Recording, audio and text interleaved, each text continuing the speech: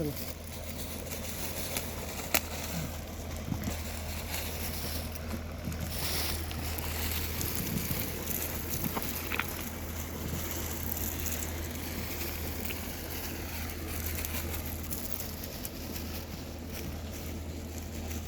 देखिए दोस्तों, ये हमारी गाय का एक बच्चा था।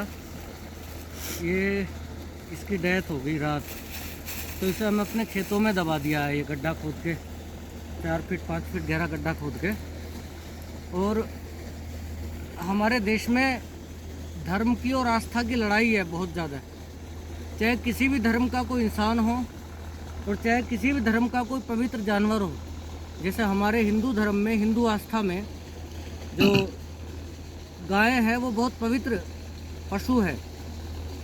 तो हमें इसकी पवित्रता का पूरा ध्यान रखना है, इसकी गरिमा का, इसके सम्मान का।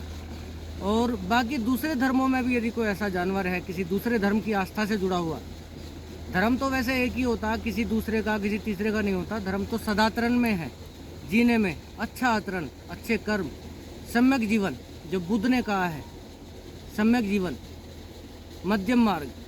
तो सभी धर्मों की, उनकी आस्था की, उनके मान्यताओं की, उनकी परंपराओं का सम्मान करना ही असल सेक्युलरिज्म है।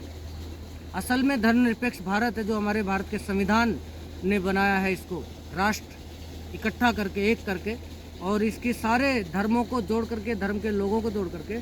सेक्युलरिज्म का मतलब ही यह है कि भी सभी धर्मों की जो आस्थाएं हैं, मान्यताएं हैं, और सभी धर्मों को बराबर सम्मान देना, यह सेक्युलरिज्म का असली मकसद है। हमें इस मकसद को पूरा करना है।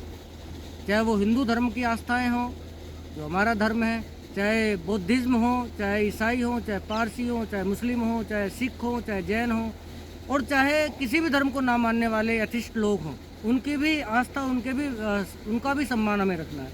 क्योंकि असल में भारत यही है, भारत की परंपरा और भारत की संस्कृति ये है कि यहाँ सबका सम्मान है, मानने वालों का भी, ना मानने वालों का भी। लेकिन किसी भी धर्म की और किसी की भी आस्था को ठेस पहुँचाने का अधिकार किसी को नहीं है। हमें हिंदुओं की भी आस्था और श्रद्धा का पूरा ध्यान रखना, मान्यताओं का, मुस्लिमों की भी, और बाकी जितने भी यहाँ धर्मावलंबी लोग रहते हैं उन सब की। और मैं तो ये मानता हूँ कि धर्म असल में सदाचरण में, सम्यक कर्म में, सम्यक वाणी में, और सम्यक संकल्प, और सम्यक जो अष्टांगिक मार्ग जो बुद्ध ने बताया है उसमें है। तो ये गाय का जो बच्चा था, ये हमने ससम्मान इसको नीचे दबा करके गड्ढा खोद के गहरा, और फिर उसके ऊपर नमक डाला है, और फिर उसके ऊपर ये भैया ये डाल देते हैं आराम से, जिससे कि सही मिट्टी बन जाए और उसका शरीर ठीक से गल जाए। और ये मिट्टी में जो पंच तत्व हैं, जिसमें हम सभी मिल जाते हैं, जिससे उत्पन्न होते हैं, इस पंच तत्व में विलीन हो जाए ठीक से। Thank you very much. एक बार कमेंट करके बताइएगा।